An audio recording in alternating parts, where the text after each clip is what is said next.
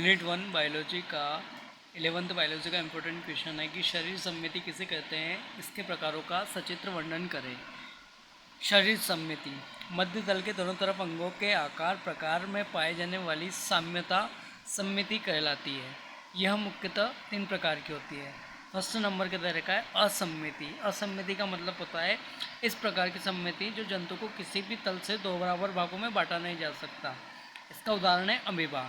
For example amoeba को अगर अपन डिवाइडेशन करते हैं तो कहीं से भी काट लीजिए, इसको 2 बराबर भागों में नहीं काटा जा सकता क्योंकि इसका जो आकार होता है वो अनियमित आकार का होता है।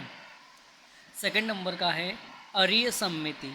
किसी जंतु के शरीर को किसी भी तल से काटने पर 2 बराबर भागों में विभाजित हो जाता है, ये अरीय सममिति कहलाता है।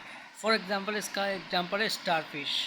स्टारफिश में 5 भुजाएं होती हैं और इसको किसी भी तल से केंद्रीय अक्ष से होते हुए आपको काटना है तो आप जहाँ से भी काटे हुए, लेकिन शर्त यह है कि केंद्रीय अक्ष से होते हुए काटना आपको 2 बराबर भागों में कट जाएगा। इसे अरीय सममिति कहते हैं। इसका एग्जाम्पल स्टारफिश है। थर्ड नंबर का दे रखा है द्विपार्श्व सममिति। जब किसी भी जंतु के शरीर को केवल एक तल से काटने पर ही 2 बराबर भागों में बढ़ जाए, इसे एक सममिति कहते हैं। जैसे मानव हो गया, मेंढक हो गया, खरगोश हो गया।